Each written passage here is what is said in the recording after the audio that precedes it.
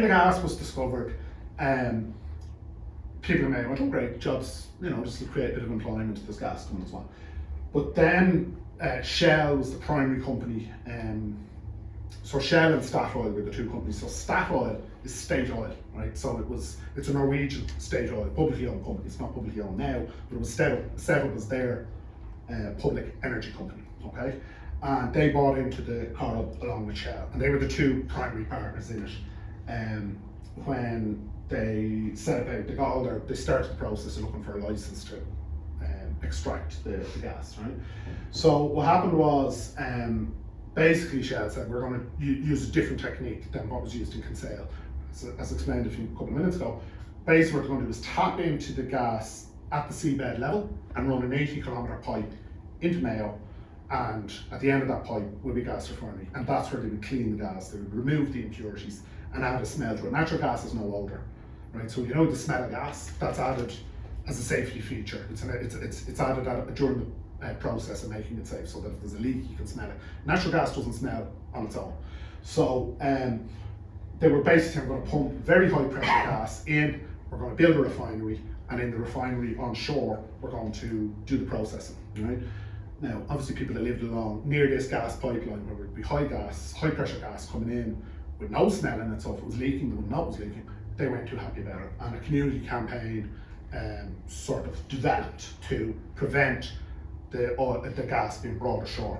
Now, the campaign kind of morphed a bit, I'll get into that in a minute, but what happened was in 2005, the summer of 2005, a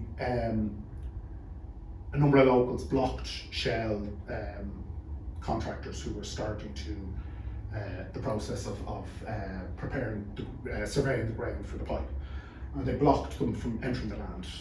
Shell went to the High Court and got injunctions against the protesters, and the protesters said, well, fuck your injunction, we're going to keep protesting. The guard arrived down, arrested them, brought them to Dublin. So the 5 guys, was actually a woman as well, but the Garda didn't arrest them, which is interesting. But the 5 guys became known as the Rossport 5, and they spent 100 days in Wheatfield in Dublin. And essentially what happened was a standoff between the Rossport 5 and Shell / the state. And the thing about, if you break a High Court injunction, you can be jailed indefinitely, right? You're not convicted of anything, there's no trial, you simply have been directed by the High Court to do something or not do something, and if you fail to do it, you can be imprisoned indefinitely.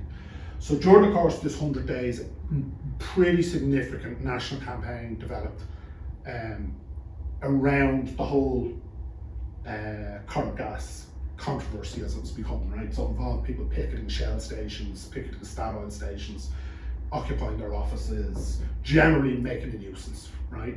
And I was very heavily involved in that.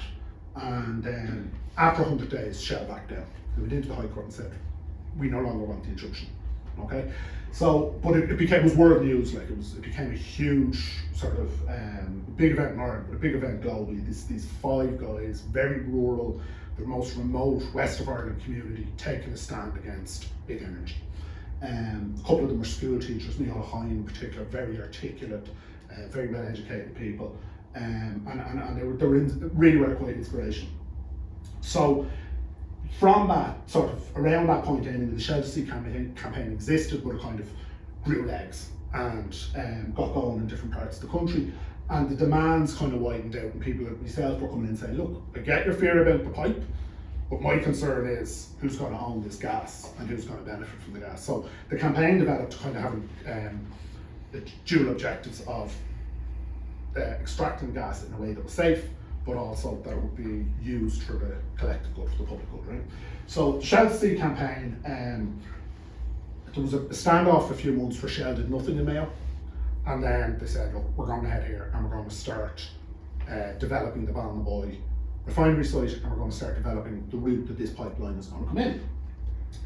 And the state decided they were no longer going to go the road of injunctions, they were just going to bat their protesters out of the way. Opportunity before I deploy force. And they did that for weeks on end. I mean, the brutality of this guy in particular, and the other, the behaviour of the guards in general was just brutality. And it was, I mean, some of you have probably seen videos. If you haven't, I suggest you go look at them. I mean, there was no, they just gave up on the pretense of law and order. They just cleared the road. Senior guards, they cleared the road wasn't cleared. Just lashed into people. Kicks, punches, batons, you name it. I mean, on one occasion I was a guard that we were, linking arms. I mean, this was entirely peaceful, non-violent resistance. Now, it was direct action. We were blocking roads. We were sitting up on top of tractors and diggers, and I mean, we were doing our best to disrupt their work, but it was non-violent. Myself and my guard leaned in. There was lines. You saw his hand coming in. We were all wearing these leather gloves, Just took my thumb and bent it back till literally it popped out. My thumb was just hanging there. And he just looked in at me and smiled. Like, that was the level of just brutality. Like, anyone who's down there will tell you that the smell of drink off the cops was unbelievable. And again, I'm not into sort of telling lies or trying to exaggerate it. It's truth. We were standing line to line with them, face to face with them. We were coming down from Dublin, a lot of us leaving Dublin at 12 or 1 in the morning to be down in West Mayo at 5 or half 5 when dawn broke, because that's when the lorries started moving.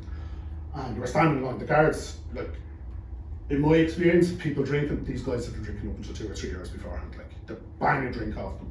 And their behaviour was I didn't find it unbelievable, but a lot of people did. And particularly a lot of people in that community, I think in West Mayo, could not believe that their Garda had turned on them. That there's a lot of guards come from Mayo, as you probably know, and there was like a shock in the community at the behaviour of the cops. So it was, just brute force to clear the roads, arresting people, charging people, convicting people, in certain cases, jailing people. So, and it went on, rolled on. End of the day, the state won. Right? Enough people did not mobilise, enough people were not willing to go to Mayo, or were not willing to do joint protests in Dublin.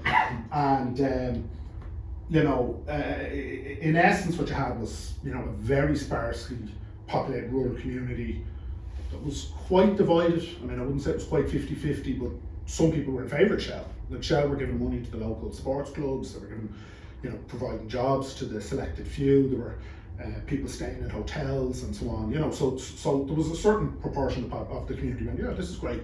And then there was another proportion of the community who were becoming highly politicised and highly radicalised by what they were seeing. And then it was us activists who were subject to like a 3 or 4 year media smear campaign. So we were the outside agitators, right? We were the rent-a mob that were brought in to cause trouble, right? But it was a really interesting campaign. That's me with a bit more hair, a bit less grey hair on me.